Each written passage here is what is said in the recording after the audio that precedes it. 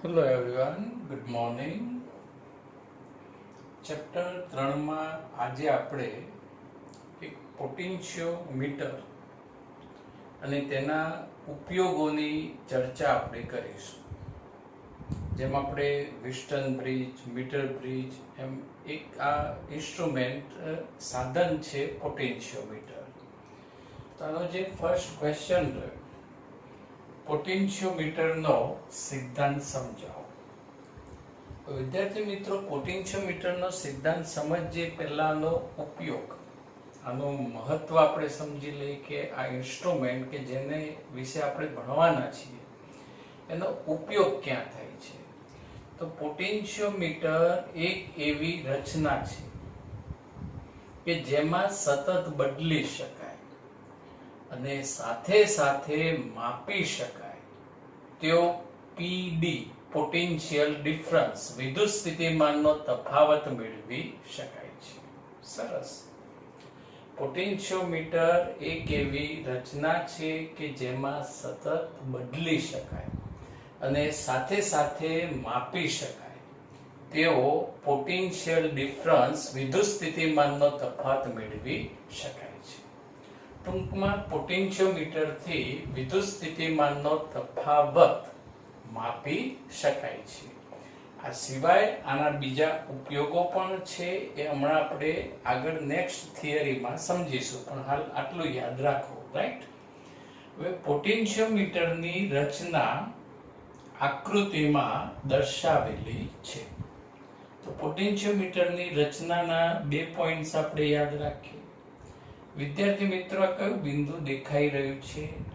દેખાય છે ને એ. અને અહીંયા કયું બિંદુ છે? સી. એસી. ગરમી ના લાગે એટલે અહીંયા એસી આપણે મૂક્યું છે. રાઈટ. હવે આ એ અને સી બિંદુની વચ્ચે સમાન આડછેદવાળા લાંબા તારના ટુકડાને ધાતુની પટ્ટી સાથે જોડવામાં આવે છે. આ સમાન આડછેદનું ક્ષેત્રફળ ધરાવતો લાંબો તાર જેને ધાતુની પટ્ટી સાથે જોડવામાં આવે છે. વિદ્યાર્થી મિત્રો, એકલો તાર મૂકીએ તો એનો આ જે શેપ રહ્યો, આકાર રહ્યો, એ એમ ના રહી શકે. એટલે અહીંયા આપણે મેટલ સ્ટ્રીપ સાથે સાથે મેટલ સ્ટ્રીપ ધાતુની પટ્ટીઓ પણ જોડીશું, જેથી આ રીતે શેપ એનો મેન્ટેન રહી શકે. રાઈટ. તો કયા બે બિંદુ? એ અને સી વચ્ચે શું જોડવાનું? સમાન આડછેદનું ક્ષેત્રફળ ધરાવતા લાંબા તારને ધાતુની પટ્ટી સાથે જોડવામાં આવે છે. હવે આ તો થઈ જમણી બાજુની વાત. રાઈટ. ડાબી બાજુ જુઓ, પરિપથમાં બેટરી બૂમ પાડશે અને અવરોધ બૂમ પાડશે, સાહેબ મારું તો નામ આપો.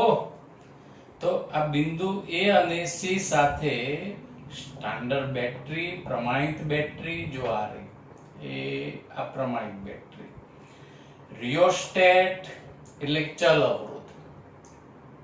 ચલ અવરોધનો આ પરિપથ માટેનો સંકેત છે. અવરોધનો સંકેત કરી આ રીતે એરો તીર દોરીએ એટલે એને ચલ અવરોધ અર્થાત રિયોસ્ટેટ કહી શકાય.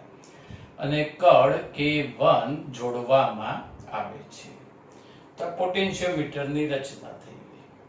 હવે પોટેન્શિયોમીટરનો સિદ્ધાંત સમજવા માટે અવરોધ R ના મૂલ્યમાં ફેરફાર કરી પ્રવાહ I માં ફેરફાર કરી શકાય છે.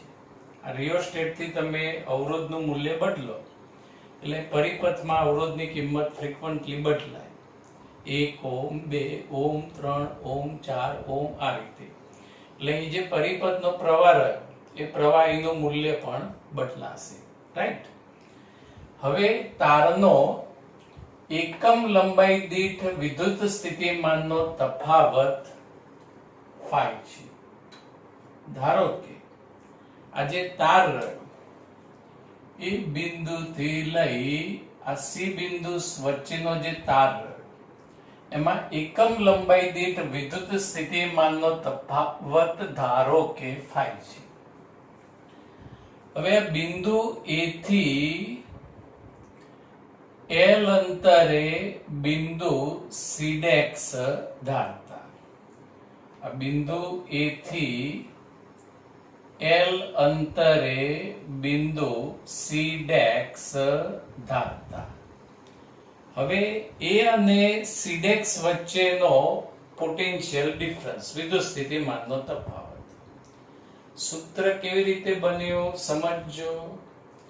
આવું લખી શકાય, લંબાઈ અને પોટેન્શિયલ ડિફરન્સ. હવે લંબાઈ એકમ હોય તો પોટેન્શિયલ ડિફરન્સ 5 છે, આપણે પહેલા જ ધારી લીધું. તો L લંબાઈએ પોટેન્શિયલ ડિફરન્સ કેટલો? તો અહીંયા L ઉપર 1 નીચે, એટલે સૂત્ર તૈયાર થઈ જાય, VL is equal to 5 into L. હવે 5 ને કરતા બનાવીએ. આમ તો સિદ્ધાંત તૈયાર થઈ જ ગયો છે, પણ ચર્ચા છેલ્લે કરીએ. સસ્પેન્સ, પહેલા થોડીક બીજી ચર્ચા કરી લઈએ. 5 ને કરતા બનાવીએ તો VL upon L. VL એટલે PD અને L એટલે લંબાઈ.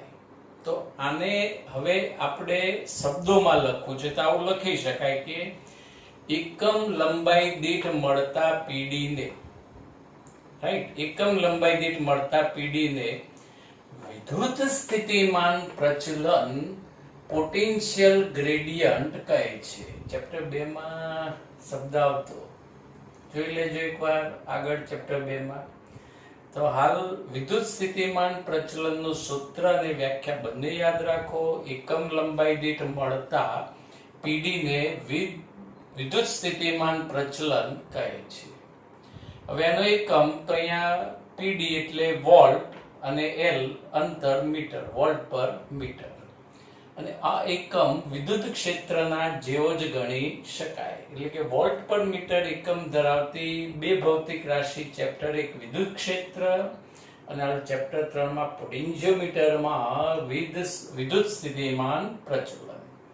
હવે એનું પારિમાણિક સૂત્ર તો વોલ્ટની જગ્યાએ જૂલ પર કુલમ લખાય, રાઈટ. જૂલની જગ્યાએ 122, m1L2T-2 coulomb at A1T1 metre L1, એટલે m1 પછી આ L2 નીચે L1 એટલે L1, આ T-3 A-1 એનું પારિમાણિક સૂત્ર.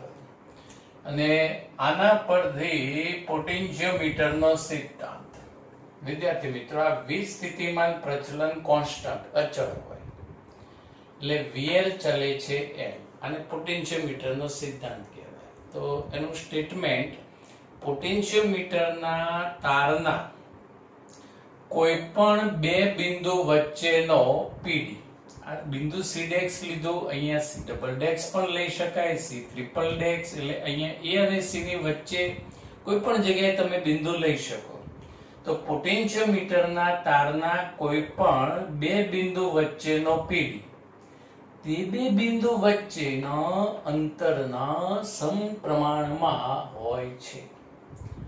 સૂત્ર યાદ રાખો એટલે સિદ્ધાંત યાદ રહી જાય. PD તે બે બિંદુ વચ્ચેના અંતરના સમપ્રમાણમાં હોય છે. એટલે કે પોટેન્શિયોમીટર તારના કોઈ પણ બે બિંદુ વચ્ચેનો PD તે બે બિંદુ વચ્ચેના અંતરના સમપ્રમાણમાં હોય છે. અને વિદ્યાર્થી મિત્રો, જે સ્ટેટમેન્ટ રહ્યું, પહેલું સ્ટેટમેન્ટ, તમે C' ની જગ્યાએ અહીં બિંદુ C ડબલ' લો, રાઈટ. એટલે લંબાઈ બદલાશે, L બદલાય એટલે શું બદલાશે? PD બદલાશે. અને PD આ ઇન્સ્ટ્રુમેન્ટથી માપી શકાય. એટલે હવે તમે આ સમજી શકો કે પોટેન્શિયોમીટર એક એવી રચના છે કે જેમાં સતત બદલી શકાય અને સાથે સાથે માપી શકાય તેવો PD મેળવી શકાય છે.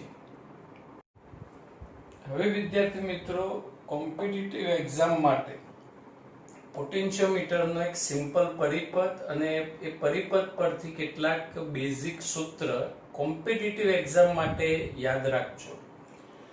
આ જે બેટરી રે, પ્રમાણિત બેટરી અને એનો આંતરિક અવરોધ, આ કળ અહીંયા પરિપથમાં રીતે દર્શાવી ઓન ઓફ કરવા માટે. પછી રિયોસ્ટેટ, જેનો અવરોધ અહીંયા આ રીતે દર્શાવીએ. પછી એ અને સી બિંદુ વચ્ચેનો જે તાર રહ્યો એ આ રીતે કેપિટલ L લંબાઈનો તાર આપણે વિચારીએ. એટલે અહીંયા બેટરી, રિયોસ્ટેટ અને તાર બધાના જોડાણનો પ્રકાર કરો નક્કી. મુસાફરી કરો ફટાફટ. ટીડિંગ ટીડિંગ ટીડિંગ ટીડિંગ ટીડિંગ ટીડિંગ. એક જ માર્ગ. પ્રવાહ બદલાતો, વહેંચાતો નથી. કયું જોડાણ? શ્રેણી જોડાણ. રાઈટ. એટલે પોટેન્શિયોમીટરમાં ભાઈ બેટરી, રિયોસ્ટેટ, તાર બધાનું જોડાણ કયું હોય છે? શ્રેણી જોડાણ. હવે આ જે એસી તાર રહ્યો, આપણને ગરમી ના લાગે એટલા માટે એસી, રાઈટ. હવે આ એસી તારની લંબાઈ કેપિટલ L છે.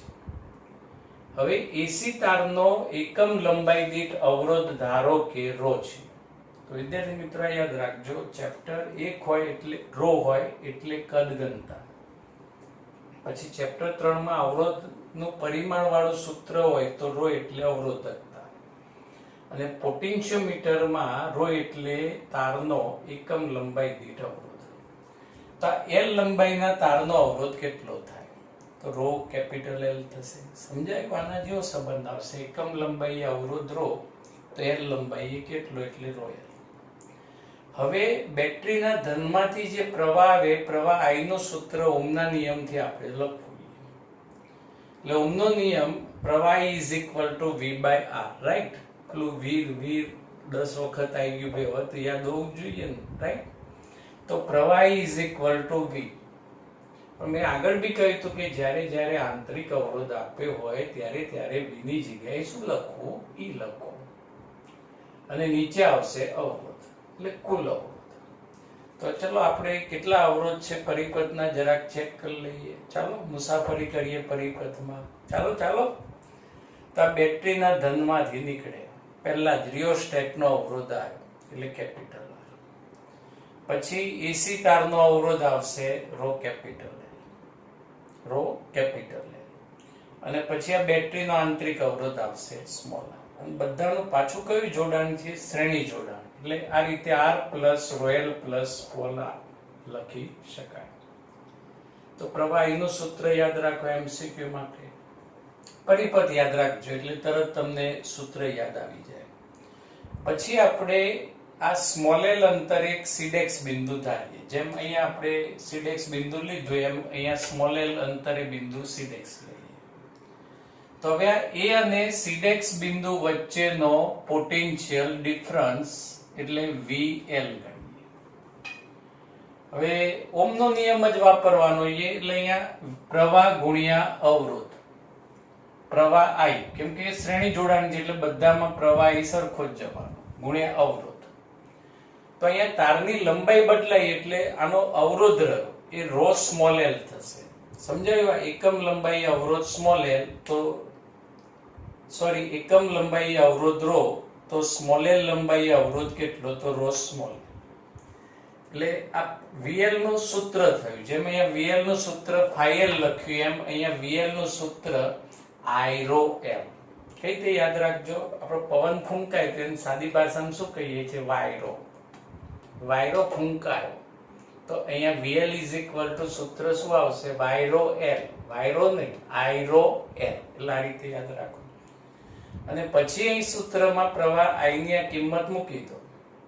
પ્રવાહ I એટલે E upon R plus ρ L plus small r. આ ρ L એમના એમ. અને એકવાર બેટરી નક્કી થઈ જાય એટલે E અચળ, R અચળ, ρ L અચળ, સ્મોલ r અચળ, ρ અચળ. એટલે VL ચલે છે L લખી શકાય. એટલે અહીંયા વિદ્યાર્થી મિત્રો એક તો પરિપથ યાદ રાખો કોમ્પિટિટિવ એક્ઝામ જેને સ્કોર કરવાનો હોય એમના માટે. પછી પરિપથ પરથી પ્રવાહનું સૂત્ર અને આ VL નું સૂત્ર યાદ રાખવું પડશે.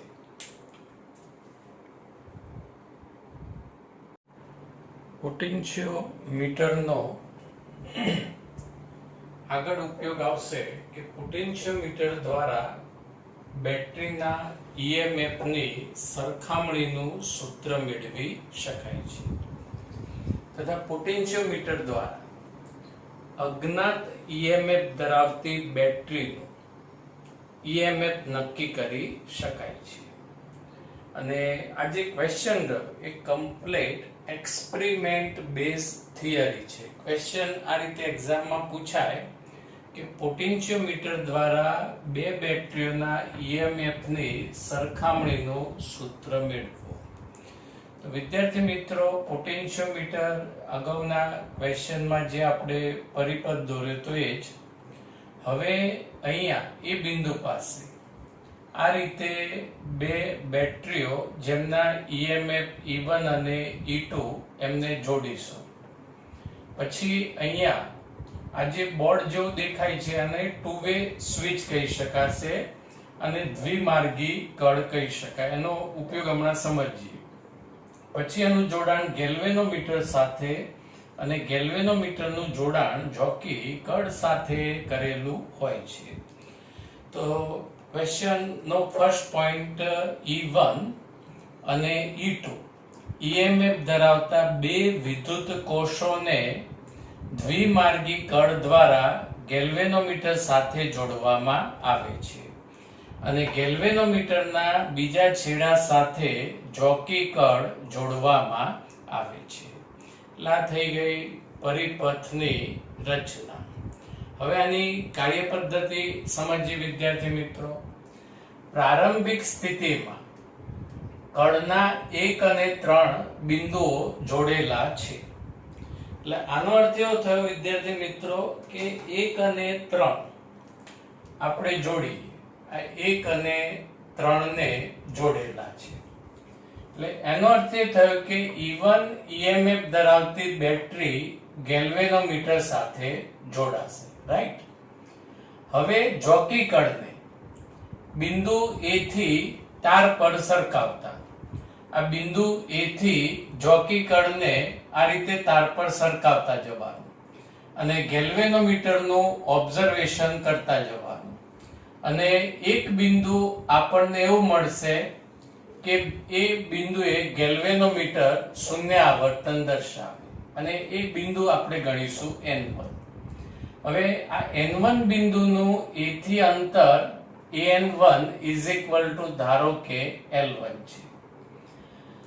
હવે પરિપથ બંધ પરિપથ A પછી આ E1 બેટરી 1 3 ગેલ્વેનોમીટર N1 અને A માટે કિર્ચોફનો બીજો નિયમ લાગુ પાડતા. જો વિદ્યાર્થી મિત્રો, પરિપથ A પછી E1 1 3 ગેલ્વેનોમીટર N1 અને પાછા A પર એના માટે કિર્ચોફનો બીજો નિયમ લાગુ પાડતા. હવે A થી મુસાફરી શરૂ કરો એટલે બેટરીના ધનથી ઋણ એટલે -E1. પછી ગેલ્વેનોમીટર શૂન્ય આવર્તન દર્શાવે એટલે પ્રવાહ વહેતો નથી એટલે આવશે શૂન્ય, કોઈ PD નહીં મળે. રાઈટ. પછી અહીંયા N1 થી A તરફ જાઓ એટલે વિદ્યુત પ્રવાહ અહીંયા પરિપથમાં આ રીતે વહેતો હોય એટલે N1 થી A તરફ વિરુદ્ધ દિશા થશે એટલે વિરુદ્ધ દિશામાં આવશે પ્લસ અને કેટલો PD વધશે તો phi L1 જેટલો. આ A થી N1 ની લંબાઈ L1 છે અને એકમ લંબાઈ દીઠ PD કેટલો છે phi. એટલે અહીંયા A અને N1 વચ્ચેનો PD કેટલો આવવાનો phi L1 પણ પ્રવાહની વિરુદ્ધ દિશામાં જશે એટલે +phi L1 = 0. એટલે E1 phi L1 result number 1. હવે તમારે આ 1 અને 3 નું જોડાણ દૂર કરી દેવા અને 2 અને 3 ને એકબીજા સાથે જોડવા. હવે 2 અને 3 ને જોડશો એટલે આ E2 EMF વાળી બેટરી ગેલ્વેનોમીટર સાથે જોડાશે. હવે જોકી કળને A થી તાર પર આપણે સરકાવીશું. ગેલ્વેનોમીટરનું અવલોકન કરતા જઈશું અને અહીંયા જોકી કળનું એક સ્થાન N2 એવું મળશે કે ગેલ્વેનોમીટર શૂન્ય આવર્તન દર્શાવે એટલે કે અહીંયાથી કોઈ પ્રવાહ વહેશે નહીં અને આ જે અંતર રહ્યું A થી N2 નું L2 થાય. હવે બંધ પરિપથ A પછી આ E2 2 3 ગેલ્વેનોમીટર N2 અને એ માટે કિર્ચોફના બીજા નિયમ અનુસાર. હવે એથી મુસાફરી શરૂ કરી બેટરીના ધનથી ઋણ એટલે -E2. અહીં ગેલ્વેનોમીટરમાં 0. પછી અહીં N2 થી એ તરફ જઈએ એટલે પ્રવાહની વિરુદ્ધ દિશામાં જવું પડશે એટલે અહીંયા આવશે પ્લસ. અને અહીંયા લંબાઈ L2 છે એટલે પોટેન્શિયલ ડિફરન્સ કેટલો આવશે 5L2 = 0. એટલે E2 = 5L2.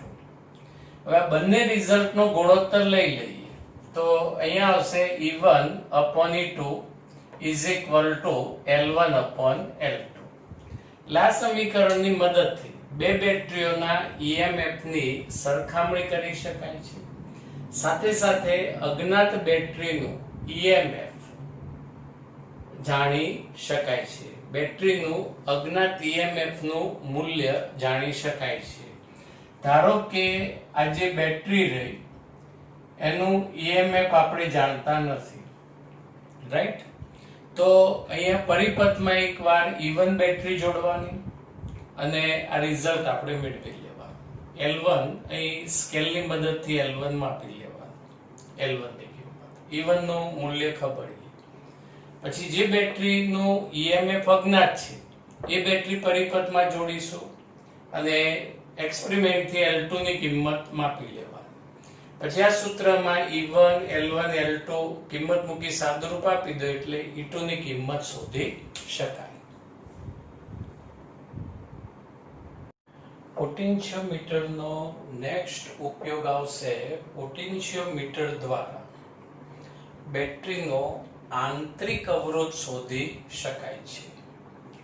અને થિયરી પૂછાય કે પોટેન્શિયોમીટર દ્વારા બેટરીના આંતરિક અવરોધ શોધવાનું સૂત્ર વ્યાખ્યાયિત કરો.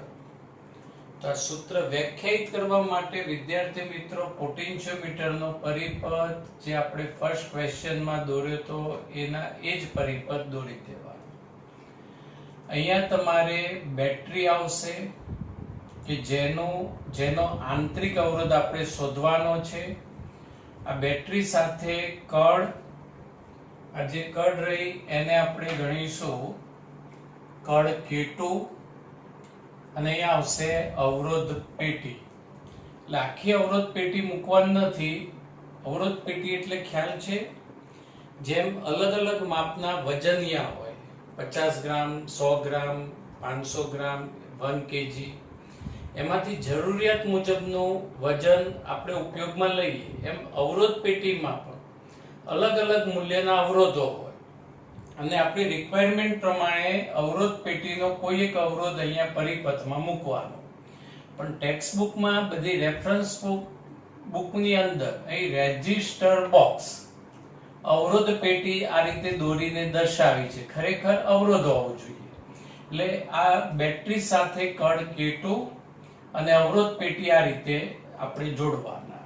એટલે આ થઈ ગઈ પરિપથની રચના. તો વિદ્યાર્થી મિત્રો ફર્સ્ટ પોઈન્ટ આવશે એનો ઉપયોગ પોટેન્શિયોમીટરની મદદથી બેટરીનો આંતરિક અવરોધ શોધી શકાય છે, રાઈટ? હવે કેવી રીતે શોધાય હવે સમજીએ આગળ. આકૃતિમાં દર્શાવ્યા મુજબ સ્મોલ r આંતરિક અવરોધ ધરાવતી, આંતરિક અવરોધ અહીં દર્શાવેલ નથી, સમજી લેવાનું કે અહીંયા આંતરિક અવરોધ છે સ્મોલ r, અને E જેટલું EMF ધરાવતી બેટરી સાથે સમાંતરમાં નાની અવરોધ પેટી કેપિટલ R અને કડ K2 જોડવામાં આવે છે. એટલે આ પરિપથની રચના થઈ. હવે એક્સપેરિમેન્ટ પહેલા તો કડ K2 ઓપન હોય ત્યારે, એટલે આ કડ K2 ઓપન છે. એટલે આ સમજજો વિદ્યાર્થી મિત્રો. અહીંયા જંકશન બિંદુ A પાસે પ્રવાહ આવે એટલે આ કડ ઓપન છે એટલે અહીંથી પ્રવાહ જશે નહીં. એટલે પ્રવાહ રહ્યો એ પ્રવાહ અહીંયા બેટરીમાંથી પસાર થાય અને એ ગેલ્વેનોમીટરમાંથી પ્રવાહ પસાર થશે. હવે જોકી કળને એ બિંદુથી તાર પર આપણે સરકાવીશું એટલે તટસ્થ બિંદુ ધારો કે n1 સ્થાને મળે છે. હવે તટસ્થ બિંદુ મળે એટલે ગેલ્વેનોમીટરનો પ્રવાહ શૂન્ય, એટલે અહીંયા બેટરીમાંથી પણ વહેતો પ્રવાહ આવશે શૂન્ય, એટલે કે અહીં હવે પ્રવાહ જશે નહીં. એટલે કળ K2 ઓપન હોય ત્યારે પોટેન્શિયોમીટર તાર પર તટસ્થ બિંદુ n1 મળે છે. બહુ ડિટેલ ચર્ચા નથી, સીધું લખવાનું છે. પહેલા પ્રવાહ જશે પણ તટસ્થ બિંદુ મળશે ત્યારે પ્રવાહ જતો બંધ થઈ જશે. હવે આ સ્થિતિમાં બેટરી માંથી પ્રવાહ પસાર થતો નથી, અને પ્રવાહ પસાર થતો ન હોય જેને બેટરી ઓપન સર્કિટ કન્ડિશનમાં છે એમ કહી શકાય. હવે A થી N1 નું માપ L1 છે. હવે આમ તો આ બંધ પરિપથ માટે કિર્ચોફનો બીજો નિયમ લખાય, પણ વિદ્યાર્થી મિત્રો હમણાં જ લાસ્ટ થિયરીમાં આપણે E1 5L1 રાઈટ સૂત્ર સાબિત કર્યું, અને બીજું બંધ પરિપથ એટલે બીજું સૂત્ર કયું બનતું હતું E2 5L2. તો અહીંયા ડાયરેક્ટ આપણે સૂત્ર ઉપયોગમાં લઈએ તો બેટરીનું EMF, અહીંયા લંબાઈ L1 એટલે PD આવશે 5L1, અને આ જે પોટેન્શિયલ ડિફરન્સ રહ્યો એ A અને N1 બિંદુ વચ્ચેનો કહી શકાય. એટલે આવું લખી શકાય VA N1 EMF 5L1, result number 1. હવે કળ K2 બંધ કરતા આ ખાસ સમજજો, કળ K2 બંધ કરીએ એટલે પરિપથ પૂર્ણ થશે, અને પરિપથ પૂર્ણ થાય એટલે બેટરીના ધનમાંથી પણ પ્રવાહ I વહેવા લાગશે, અને આ પ્રવાહ આ રીતે આ પરિપથની અંદર વહેશે, આટલા બંધ પરિપથમાં વહેશે. એનું કારણ આગળ સમજીએ. હવે R ના કોઈ એક મૂલ્ય માટે તટસ્થ બિંદુ N2 મળે છે. અહીંયા તટસ્થ બિંદુ N2 મળે છે, એટલે અહીંયા R ના કોઈ એક મૂલ્ય માટે તટસ્થ બિંદુ N2 મળે છે. એટલે આ જે બેટરીનો પ્રવાહ એ આટલા જ બંધ પરિપથમાં હવે ફર્યા કરશે. એ અહીં ગેલ્વેનોમીટરમાં નહીં જાય, કેમ કે એ તો કયું બિંદુ મળ્યું આપણને? તટસ્થ બિંદુ મળ્યું.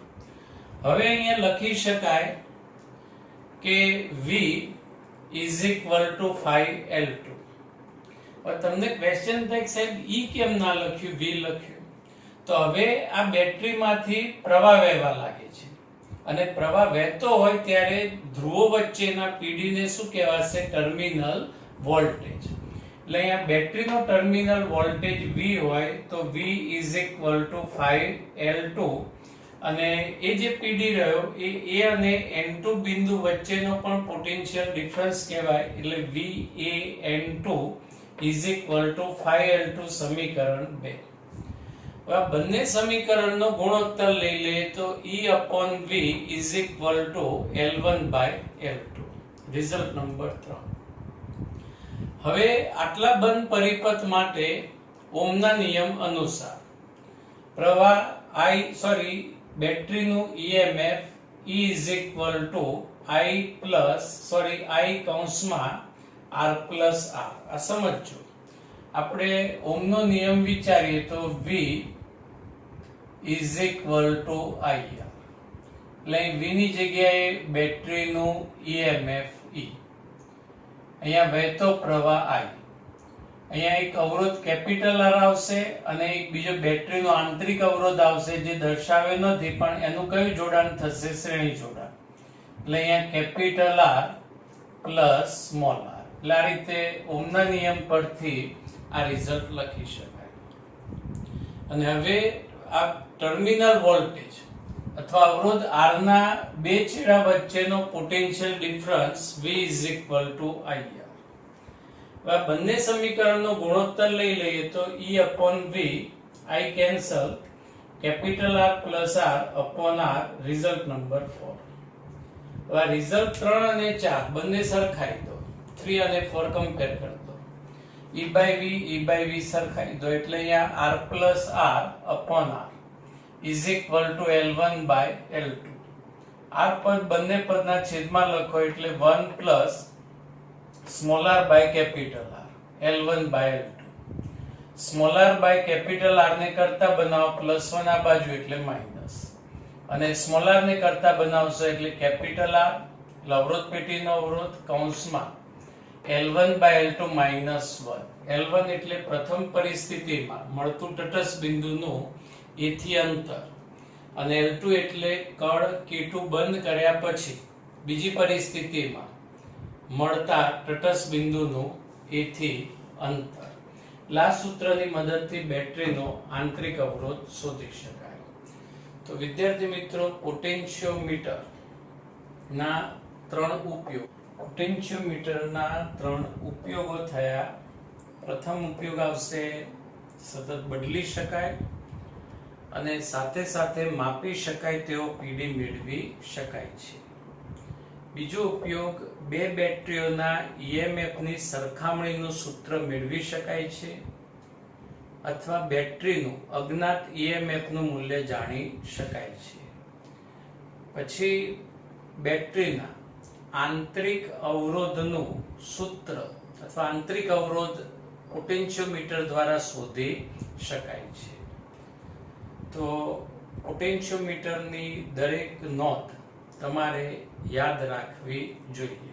આપણે નેક્સ્ટ લેક્ચરમાં પોટેન્શિયોમીટર પર આધારિત એક્ઝામ્પલ ની ચર્ચા કરીશું. Okay, thank you. Have a nice day.